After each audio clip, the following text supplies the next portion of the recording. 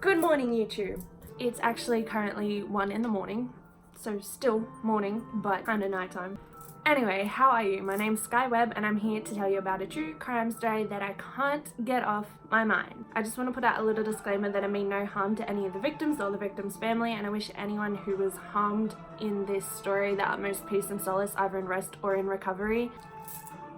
I want to sit this far back, but I'm blind, so I can't see, and I'm so narcissistic that I need to see myself to do a video. With that out of the way, this Thursday's true crime video is about, drumroll please, the Adrianne Reynolds murder. Basically a teen love triangle turned murder. Adrianne Reynolds was a 16-year-old girl originally from Texas. She moved to Illinois to live with her dad and her stepmom. She attended the Black Hawk College Outreach Center, it's a bit of a mouthful, where she planned to earn her GED in order to fulfill her dreams of being a Marine. Fucking good on you, girl. It's here where she met her best friend, Sarah Kolb, and Cory Gregory. And they were also students at the Black Hawk College Outreach Center program. Fucking mouthful thing. So Sarah, her best friend, who she had met at the college, was a pretty popular girl. She was popular at the outreach center despite being a self-proclaimed juggalette, which is essentially the female version of a juggalo, which is basically a very weird fan base for like the clown posse thing. I don't really know what that means nor what it is, but it's a little less than normal. It's a little funky. So she immediately befriended Adrianne, and I believe it was actually her that introduced Adrianne to Cory. So this Cory guy, he was also a self-proclaimed juggalo, kind of weird, and he actually originally attended Moline, I don't know if I'm saying that right, high school, which was a high school nearby, but he later transferred to the outreach center. Sarah and Cory were pretty close friends and they had some kind of bond. They were definitely close, more than just a regular friendship would be. For whatever reason though, they weren't an official couple and they wouldn't be for quite some time. In January 2005, Adrianne actually asked Cory out and Sarah was less than impressed by this. It made her pretty fucking angry. She was not impressed that her new best friend was asking out this guy that she was super close to and had super hella fucking feelings for. Just because she hadn't admitted it yet didn't mean she wasn't feeling it, and it definitely rubbed her the wrong way that Adrianne had asked him out. It was actually reported on multiple occasions that Sarah had threatened to kill Adrianne, but every single time a threat was made, they were also ignored and sort of shrugged off as, they're still friends, it's fine, she's not gonna kill her. Well, January 21st, 2005, Sarah decided to invite Adrianne to lunch at Taco Bell along with Cory and another friend, Sean. On the way there, it was reported that Adrianne and Sarah had begun to bicker. They were kind of arguing, going back and forth. It kind of escalated pretty quickly. When they arrived to Taco Bell, instead of going into the venue to eat, they parked in the car park out the back, where Sarah began to beat Adrianne pretty badly. She beat her with a wooden handle rather than her fists. And at some point, Cory intervened, though of course not to help the situation, not to stop them and tell his 16-year-old friends to relax. No, instead he intervened to hold Adrianne down while Sarah strangled her with a belt and killed her. So Adrianne kicked and screamed and flailed about, and they took her into the backseat and they murdered her. Now, some reports say that their friend Sean, who was also invited along for the Taco Bell feed, some reports say that he was present at the time for the strangulation. Some reports say he wasn't. Some say he left after they had begun to fight, and some say he wasn't there at all. So I don't know what genuinely happened, but Sean wasn't convicted for anything. Sarah and Cory took her body to Sarah's grandparents' house, which was fairly close nearby. They took her to the grandparents' farm and they tried to burn her. They poured gasoline all over her and set her alight, trying to burn her and essentially get rid of the evidence. As far as they were concerned, if there was no body, there was no crime, so it's fine, right? The body failed to burn to their satisfaction within several hours of trying, so they called in some help. The murderous pair decided to recruit Nathan, another friend who was also 16 years old at the time. And with his help, the trio dismembered Adrianne. Nathan used his grandpa's hand saw to remove Adrianne's head. To remove her head. This 16-year-old hand-sawed off Adrianne's head and then her arms so that he could shove her into plastic garbage bags and dispose of her like she's nothing. Keep in mind, she was 16 at the time, but so was he. And he did this to a friend for no reason. He just showed up to start chopping her into pieces for no reason. Yeah, good on you, Nathan. And as if that wasn't disrespectful enough, all three of them went out to get a Macca's feed for lunch with her body dismembered in plastic bags in the car before they went and disposed of her.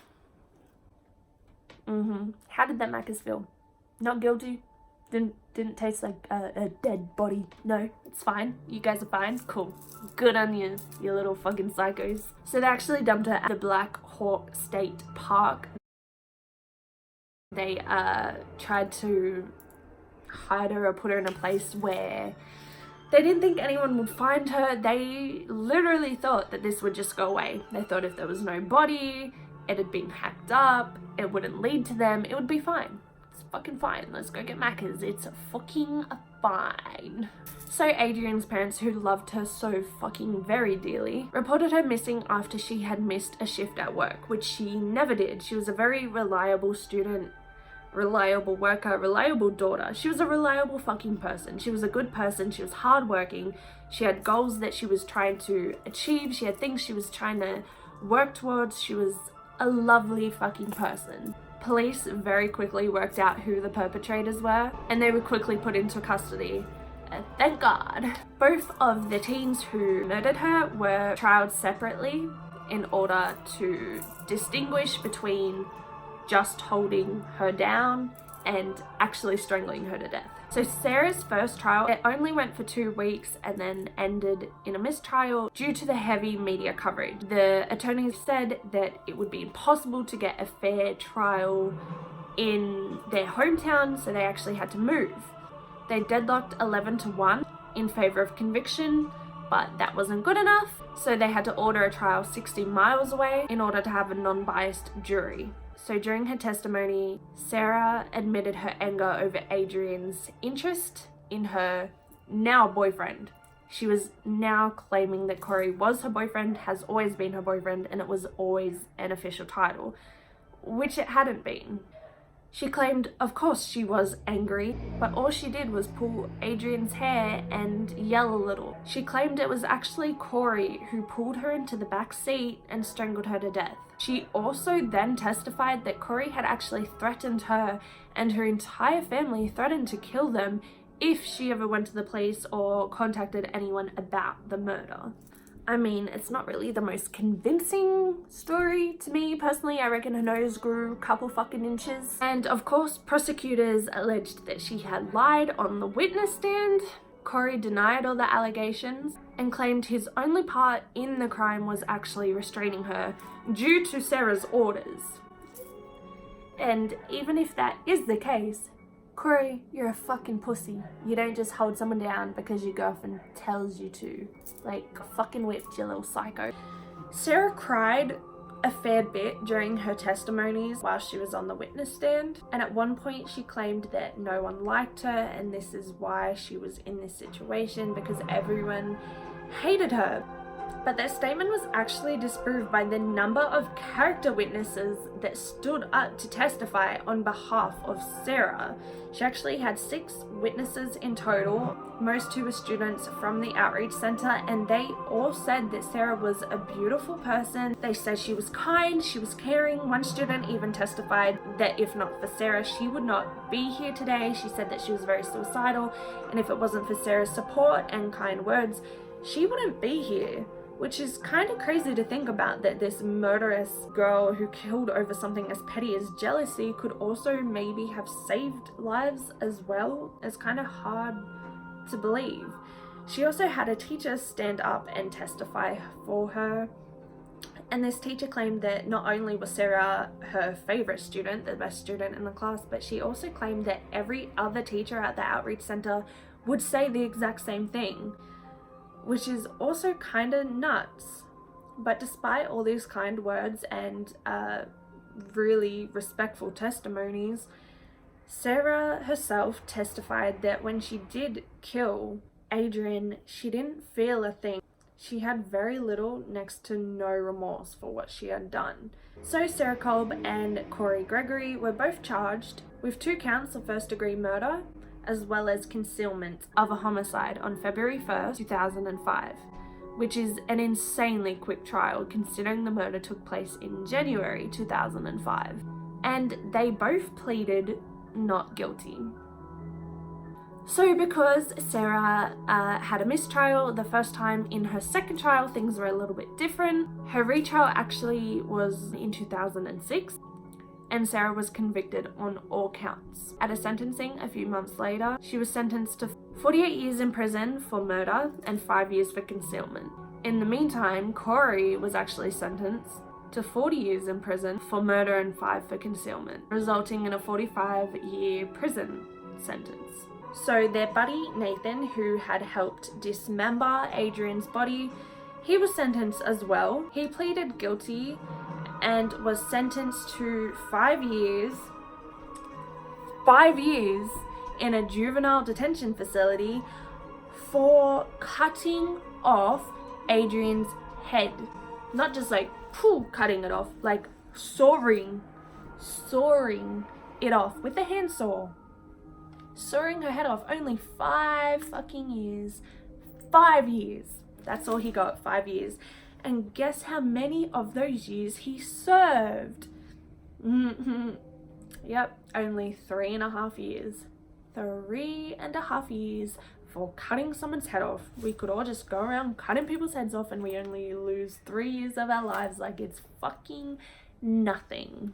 Okay, my camera died because I'm a piece of shit and I was not prepared for this and I was live for like 7 hours. So moving on. So he was released from juvenile detention on November 11, 2008 after only serving 3.5 years within the juvenile detention. So you can just go around sawing heads off and you only have to go in to juvenile detention for 3.5 years. There's people in juvenile detention for a lot less than sawing a head off. Just saying. But it's okay, ladies and gentlemen, because when the system lets us down, motherfucking Teresa, or the universe or some shit, helps us out with a hot, fresh dish of karma. On April 16, 2012, he died in a car accident. Bummer. Just kidding, I don't like to say bummer for like a death, because like a death is bad. I don't like death for any person, but like also fuck you, bro, karma. But also, sorry to his family and stuff, I guess. He definitely served less time than like most fucking stoners do, so like, I don't know, I feel like that has to be karma. So overall, Sarah got the most time in prison, followed by Cory. I don't know whether they still communicate to this day, whether they stayed in touch. I assumed they wouldn't have, for the fact that Sarah pretty much threw him under the bus. She tried to blame the entire thing on him when it clearly was not him who had murdered Adrianne. It's a pretty messed up love triangle. Sarah killed her best friend over some petty shit. Obviously, we don't know every single detail. There might have been things that had happened in between. And of course, just because her family say that Adrianne was a beautiful, well-loved girl, and that is what they said. They absolutely adored her. We don't know what she was like in real life. Maybe she was a little bit spiteful. Maybe she was a bit bitchy. Maybe she didn't like that she couldn't have what she wanted. We don't know. And we don't know what they were bickering about in the car either. All we know is that Sarah killed her, Nathan cut her head off, and obviously Cory assisted along the way. So let me know what you think down below, or you can message me, of course, if you'd like. I kind of want to know what you guys think about the 5 years and the fact that Nathan was then, he wasn't murdered or anything, but he died in the accident. Whether that was karma or just bad luck, let me know what you think. As well as Sarah, I want to know what you think about her, and Cory, because Cory must have been a little bit spineless. Either he was spineless enough to let Sarah tell him what to do in order to kill someone, or he was just like this crazy little murderous thing that then hid behind the fact that he was like, yeah, she told me to do it and I just did what she said. So we don't really know. Let me know what you think. Thank you guys so much for watching. I hope you made it this far. I filmed this a couple of times, so I don't actually know what is going to be in this video, whether, like, you know what I mean, there's probably going to be bits of both. I post every Thursday, so make sure you're subscribed so you can see everything that I post from here on out. You can also follow me on Facebook or Instagram at skyweb with 3 B's. Thank you so much for watching. Have a lovely day. Make sure you don't ask out your friends' boyfriends, because you might get murdered. And have a nice day. Bye. The things that I do for no fucking reason, because no one gives a fuck. I'm a little bit drunk because of you guys.